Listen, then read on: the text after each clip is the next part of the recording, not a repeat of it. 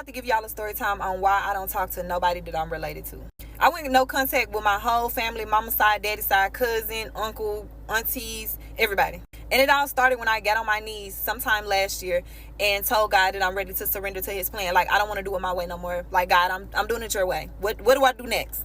So we're going to start with my husband at the time. He was cheating so bad that I just was like, I got to get a close relationship with God. The whole time I was super suspicious. Not only was he cheating, like super, super gay. Like he was working with somebody and I was like, it just makes me feel like they with each other. But I was also in a situation where I wanted to leave, but I didn't know, like I didn't have the finances because he was paying all the bills. So it was like up until the point I said that prayer, it was like he was just emotionally abusive. But then it got to the point where he started to become physically abusive. Like I didn't get headbutted. I didn't get choked several times, slapped, putting his hands on me, all that type of shit, scared for me and my kids' life. It got to a point where we was fighting so bad and I had figured out that if I keep my kids around me, that he's not going to put his hands on me. So I was like, let me keep my kids close to me so he won't do nothing to me. He kept trying to get me by myself. I used to keep in my closet, and he literally looked me dead in my eyes and was like, get it. Go on, get it out. But I'm a thinker, so I was just like, nah, because I don't know who is going to hit at this point. Then he said it in front of her like I had my kids with me. I didn't know who. I'm not risking it. So I just looked at my kids and I just told them I love them. I just felt like I was about to be unalived in that moment, for real, for real. So after all that, I left the house and went to my parents' house. My parents, like my mama honestly didn't want me to go back, but my stepdaddy, he telling me stuff happened, y'all need to go back. Then the dude looked my stepdaddy dead in the face and was like, I did this, she right, I did do that, I'm gonna own up to it, which was crazy to me because why would my stepdaddy tell me to go back to that? But I'm listening to that type of shit like, oh, that's your husband. So I went back to him. The shit kept getting worse and worse after that. Like, he didn't put his hands on me for a little minute, but the cheating was so bad, I was just like, I need to get closer to God. I mean, is it just me, or does it sound like she might be the issue here to some degree, right? To some degree. Now, I listened to most of this video. It's wild, right? It's wild. But I mean, for the most part, her father is saying that, well, her stepfather and her mother is saying that, well, you might need to go back to the crib. The mother is kind of reluctant, but the stepfather is like, that's your husband, you need to go back. And then she says that the father admitted to it. Right now, I definitely got to hear his side of the story. We always have to hear the man's side of the story because women say anything nowadays. Sadly to say, but women just say anything nowadays. And as we go ahead and look throughout this video, it seems as if the family is just not even connected. Like the family is just not connected whatsoever. Then it actually got to a point where I found out he was sleeping with a teacher from my daughter's school. This said teacher put literally, like, she was super, super friendly. I used to sub at the school that she worked at, and they always put me in her room. I was in her room like 3-4 times. It was also another woman who used to come in there, and she used to be, like, kind of weird with me. So now I realized, like, it was multiple people at that school that knew that woman was sleeping with my husband. This said teacher also started my daughter's dreads. Like, she was in my daughter's hair. I done went to this woman's house. This woman inviting me out places. She, he, ha, ha, every time I see her. So I confronted him and her about it, and it got to the point where they actually made up this whole story together. What'll happen, like, if they got caught, what's their story? So then it gets to the point, this man putting his hands on me again. So I actually decide for good, like, I'm just leaving the relationship. I'm leaving the house. I'm leaving the furniture in there. I got TVs and all that shit. At the time, my sister and her baby daddy needed somewhere to stay, so I called them, before y'all homeless, y'all could come take my shit. I don't want none of it. Like, y'all could just stay in there. Y'all ain't even gotta do no lease takeover, nothing. Y'all could just live in the house, just pay the rent on time. I don't want none of that shit on my credit. So at this time, I go and stay with my mama.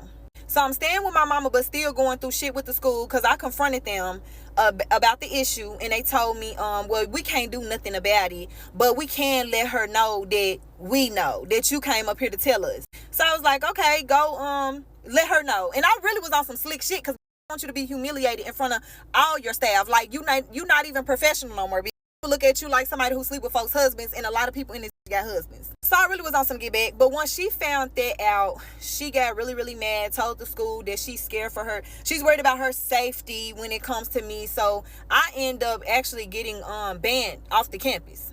Never put my hands on this woman. Never threatened this woman. Never did none of that. So it got to be so much that I ended up just taking my baby out of the school. She was only in pre-K, so I was just like, it ain't no point. But it fucked up my heart to see my baby cry that she can't go to school no more because my daughter loves school. And then I was pissed off even more that the shit that you done did, because you can't keep your stuff in your pants, my daughter can't even go to school. And if y'all know how hard it is to get kids into pre-K, you actually have to be on a waiting list. So I couldn't even put my daughter in another school. So at the time, because I'm my mama's emotional support when her husband is cheating, I thought I could go to my mama. It was a time, like at that time, my mama dead ass told me, stop calling my phone telling me about this because I'm tired of hearing it. I'm really tired of hearing it. So living with my mama, even from then, living with my mama got super, super weird. When I left the relationship, I forgot to add that I started working at Amazon. Like as soon as I left the relationship and gave up the house, I got a job at Amazon. I started working 3 12-hour shifts. And because I needed the money to move into another place, I actually would work 50 to 60 hours a week. So at the time, I started popping beans because it gave me energy. I needed to stay up. I needed to get this money. Like I was just taking the shit to keep going. And then I realized everybody doing it. So it kind of made me feel better. And it actually made me, I don't know, like keep going. So I got some cousins at the time who was on the same shit, except they was just around their house doing it. They chilling doing it. They not doing nothing. Bitches is lazy on couches popping beans. Whole time I'm working trying to provide for my kids. That's still not a reason, but I'm working trying to provide for my kids and do right for my, like, I need to get this fucking house because my mama showing me she don't want me here. So at the time I got cousins talking shit about me, like running their mouth about me, telling people, oh my God, she's steady popping beans. But it was weird because if I wasn't doing it with them, then we cool. But when I say every single one of my cousins was doing it, but it was like because I was doing it, I got talked about. And that showed me that all my cousins was jealous as fuck. They couldn't wait till some bad shit happened to me so that they all could talk about it. They don't want to talk about the good shit that was happening. So when I'm staying with my mama at this time, my mama would do weird shit. Like I come in with food and she'll just ask for some of my food. And I tell her, well, mama, I just worked a 12-hour shift. I'm tired. Keep in mind it's 7 a.m. I just got off. I'm trying to eat so I can go to sleep. And if I said no, she would literally throw up in my face that she watched my kids while I go to work. Even though she told me to come stay with her. She also has a 3-bedroom. Her husband has a game room. She has like an office room. And then they other bedroom and stuff. But she told me I had to, and she didn't want me sleeping in her living room. She told me I had to sleep on like this really a box spring with pillows on top in her room, me and my kids. She wouldn't even like clear out none of the furniture from either one of their rooms because I wanted to take my bed and my TV and bring it to her house. And she was like, nah, we not doing all that if you're not going to be here long. So you could just sleep on this. Felt like bricks. So I get tired of it and I call my older sister who I let stay in my apartment, her and her baby daddy and her kids and other people. I called her and was like, I can't take this shit with mama no more. Y'all know how mama is. Like, I'm about to come back to my apartment. Y'all can still have it. I just need to be there until I get my own place. Keep in mind, I'm still trying to get my own place in a whole nother city. I need to just stay there for a little bit. My bed is there. My TV is there. Nothing was moved. So I was just like, I want my room though, just for some privacy. Me and my kids gonna sleep in my bed and I need my TV. These tell me that I can come back to my house, but I can't come back to my room. Nah, we don't want you coming back to the room. I forgot the whole reason, but they just was like, no, you can't sleep in your room, in your bed, with your TV. I still had clothes in it. They was like, nah. I knew the cards that I could play in a situation, but I was just like, because I could have got y'all kicked the fuck out. But I was just like, you know what? Y'all just let me see who y'all is. Now, keep in mind, I done already went over husband, big sister, her baby daddy, my mama, now, and my stepdaddy. My stepdaddy just makes you feel like I don't give a fuck what it is. He just don't want you there. He don't want to do nothing for you. You could just tell he really don't like you. So that's just him all the time. So then it gets to the point where I move in with my little sister while I'm trying to get this apartment. My little sister does the same shit. She even gets to the point where she don't even speak to me. Like, she don't want me there so bad that she don't even fucking speak to me. And then she's constantly letting me know, like, this short term, don't get comfortable. I could just already tell she talking shit about me too. So then I get approved for the house and I go ahead and move in the house in the next city. But if y'all want part 2, I need y'all to come in and tell me y'all want part 2 because I'm gonna keep this shit going. I mean, this, like I said, it's a wild situation. It's a wild situation, but I can only judge what we see here. I can only judge what we see here. The fact that nobody really want to mess with you, People, your mother saying, I'm tired of hearing your relationship because your relationship is reckless. Your relationship is all over the place. Now, I know women are going to say, well, she is saying that the man is rude, the man is cheating, the man is disrespectful. Let's hear the man's side of the story. Let's hear the man's side of the story, because on this hand, she looks like her priorities are just all messed up. I mean, like, you're dealing with a guy, man, who you claim putting hands on you, who is cheating on you, this, that, and the third. I mean, it just sounds like she does not make all of the best decisions. And a lot of us don't make good decisions. But when you're talking about somebody like this, perception is key. Perception is key. And the way she is able to tell me this story, I'm just like, I mean, hey, man, listen, ma'am, you're not innocent in this situation. You're not innocent in this situation. Because why is it everybody in your family is turning their back on you? And your mother is saying, I'm tired of hearing your relationship. So there's a lot more that you're not trying to tell us. There's a lot more you're not trying to tell us, but hey, you want to save face. And this is what a lot of your women like to do. They like to jump on TikTok. They like to sit here and complain about the very men that they lay down with and have children with. I'm pretty sure he has some signs. I'm pretty sure there were signs that you should not have been with this man in the first place. And then not only that, once again, your mother said, I'm tired of hearing y'all. I'm tired of hearing about this stuff all the time.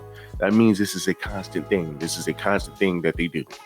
This is a constant thing that they do, and the mother is tired of it. The mother is like, man, look, nobody want to keep hearing that, right? And then when she told us about the mother and the stepfather's dynamic, right, that they had with her, I was just kind of like, maybe your mother really don't even.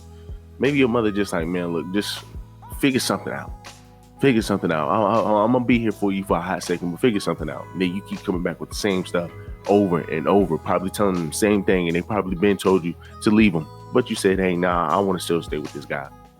So I mean, look, guys, y'all let me know down below, what do y'all think?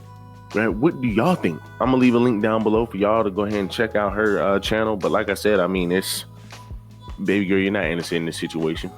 I definitely don't think she's innocent in this situation. There's a whole lot more that's not being said. And there's a lot of people who will come on my channel and say, well, you need to get the freaking full story. Once again, when you have women like this and they're on TikTok, they don't ever give you the full story. They don't ever want to give you the full story, because if they give you the full story, most of the story, and it will probably end up coming back on them and be like, well, you're the issue. You're the problem. When we was looking at Kendra G, right? Prime example, we did a live stream of Kendra G a couple of nights ago, and you have this lady, I think she's about like 46 years of age, got like freaking 4 or 5, I think like 6 kids maybe. And, she's saying, man, that she don't want a guy who cheats. She's saying that she's mature, this, that, and the third, blah, blah, blah. But then as you just went on throughout the video, checking her out, just listening to her, you're like, oh, okay, well, hold on. You're the issue here. You're the issue here. Once Kendra G started to ask questions about her dating life and all of this extra stuff, and she's saying that she's stubborn, attitude, it's like, man, you're the issue here, right? You're the issue, but yet you want to make everything sound good. And that's the issue with women on TikTok today, because they sit here, they lie, they try to push false narratives, and then we have other women who are just going to eat it up. They're just going to take it at face value until the man has to sit here and argue that.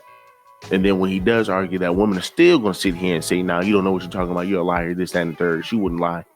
It's ridiculous. But like I said, man, I'm not fully taking this. There's more to it that she's not telling us. But hey, once again, that's just your women today, especially your sisters. They want to jump on TikTok, push lies and push narratives, and hopefully everybody will run with it.